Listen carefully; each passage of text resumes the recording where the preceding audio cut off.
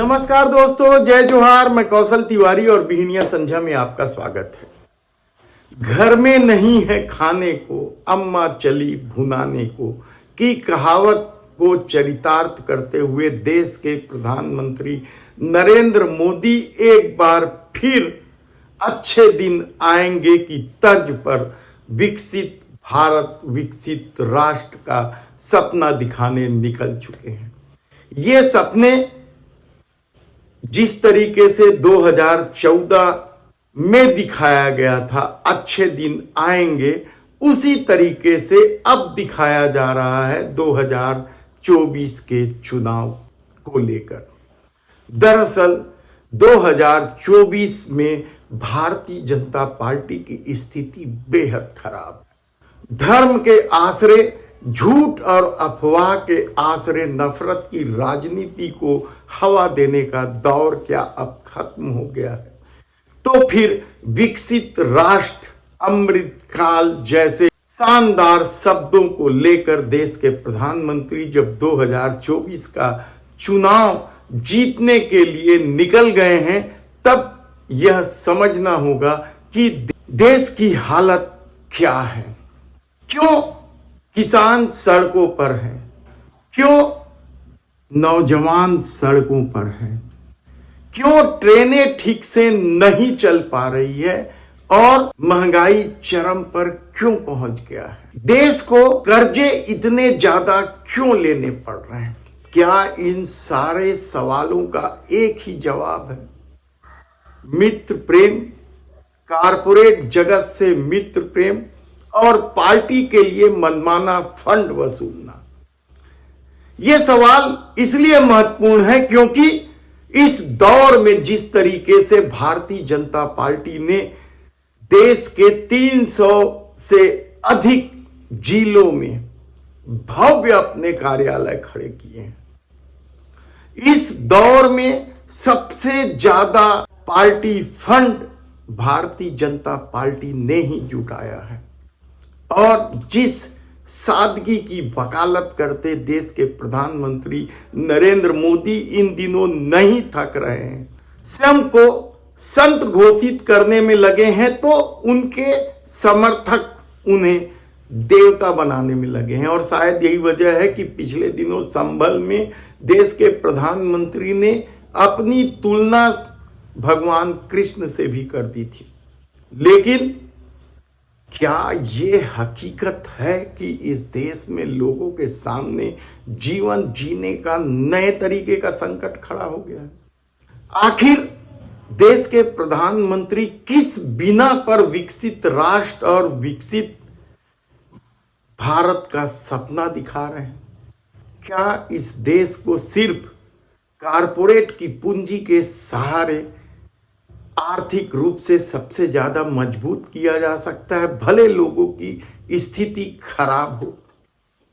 वादे को गारंटी का रूप दे दिया गया तो लोगों ने गारंटी का पर्यायवाची जुमला बताने लगे। ये सब चलता रहेगा राजनीति में। लेकिन छत्तीसगढ़ में कल 34 ट्रेनें फिर रद्द कर दी गई और यह संयोग ही है कि देश के प्रधानमंत्री नरेंद्र मोदी रायपुर, दुर्ग, बिलासपुर सहित प्रदेश के कई स्टेशनों को मॉडल स्टेशन बनाने वाले हैं, अत्याधुनिक स्टेशन बनाने वाले हैं। इस क्रोनोलॉजी का मतलब क्या है? यानी ट्रेन आप ठीक से चला नहीं पा रहे हैं। कोरोना काल के दौरान जो ट्रेनों को रद्द की गई थी वह अब भी ठीक ढंग से नहीं चल रही है। यात्री परेशान हैं, लगातार उन पर आर्थिक बोझ इसलिए पड़ रहा है कि ट्रेनें रद्द होने की वजह से उनको अपना सफर निजी वाहनों से करना पड़ रहा है। और निजी वाहन का अर्थ है पेट्रोल डीजल में खून निचोड़ने वाला टैक्स देना। ट्रेनें रद्द ही नहीं हो रही है बल्कि समय पर भी नहीं चल रही है। और ये सारा खेल सिर्फ वंदे भारत एक्सप्रेस को सक्सेस करने के लिए किया जा रहा है, या फिर कारपोरेट सेक्टर को मदद देने के लिए। ऐसे कई सवाल इस दौर में उठेंगे, लेकिन धर्म की पट्टी बांधे लोग इसके समर्थन में भी आ जाएंगे और कहेंगे कि क्या पहले ट्रेनें रद्द नहीं होती थी। यकीनन पहले ट्रेनें रद्द होती थी, लेकिन इस पैमाने पर कभी नहीं हुआ। पिछले 3-4 सालों से हालत खराब है लोगों की, दैनिक यात्री भी परेशान है, लेकिन मॉडल स्टेशन बनाना है, उन स्टेशनों को कॉरपोरेट के हवाले कर देना है और चंदा कॉरपोरेट ही देता है। इलेक्टोरल बॉन्ड पर सुप्रीम कोर्ट के आए फैसले से भाजपा इस कदर तिलमिला गई है कि अब वे कोर्ट पर भी निशाना साधने लगे हैं। चंडीगढ़ का मेयर चुनाव का परिणाम किस तरीके से बदला गया पूरे देश ने देखा है, लेकिन शायद उन्हें शर्म नहीं आती जो वकालत कर रहे हैं उन लोगों का जो इस तरह का खेल खेल रहे हैं। शर्म तो उन्हें महिला पहलवानों के छाती पर हाथ धरने वाले बृजभूषण शरण को संरक्षण देने में भी नहीं आती और न ही बिल्किस बानो के बलात्कारियों को समय पूर्व रिहाई पर भी नहीं आती। राम रहीम को बार बार पैरोल देने पर भी नहीं आती, जबकि राम रहीम हत्या और बलात्कार के आरोप में दोषी साबित हो चुके हैं। और न खाऊंगा न खाने दूंगा मतलब ये हो गया है कि न खाऊंगा न खाने दूंगा, भाजपा में लाऊंगा।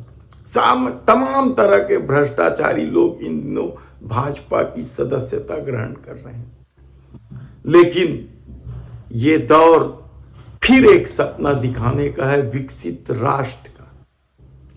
तब किसान आंदोलन की वजह क्या सिर्फ मित्र प्रेम है? यकीनन, क्योंकि किसानों से चंदा नहीं मिलता है।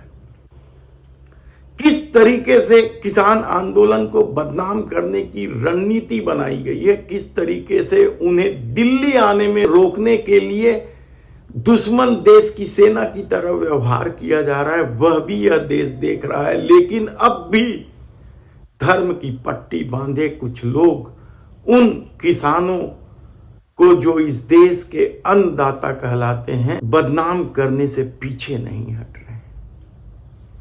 आखिर दिल्ली आने से किसान को क्यों रोका जा रहा है? इस सवाल का जवाब क्या मोदी सरकार दे पाएगी?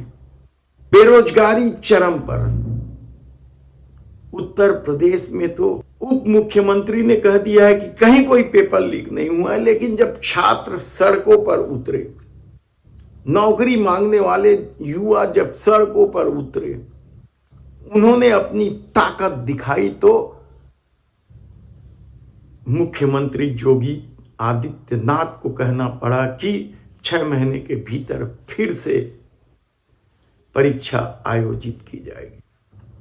ट्रेनें ठीक से चल नहीं रही है, लोग किसी तरीके से पैसे जुगाड़ करके परीक्षा फॉर्म भरते हैं और सत्ता की यह स्थिति बन जाती है, तो आखिर युवा क्या करे? सवाल सिर्फ युवा किसान महंगाई का नहीं है, सवाल तो उस कर्ज का भी है। यानी आप सोच नहीं पाएंगे कि 70 साल में जिस सत्ता की आलोचना होती है, जिस सत्ता को पानी पी पी कर गाली देते हैं, सिर्फ 10 साल में 150 लाख करोड़ से अधिक का कर्जा ले लिया गया। कहां खर्चा किया गया? किसके लिए खर्चा किया गया? किसके लिए सड़कें बनाई गई? उन सड़कों का उपयोग के मायने क्या है?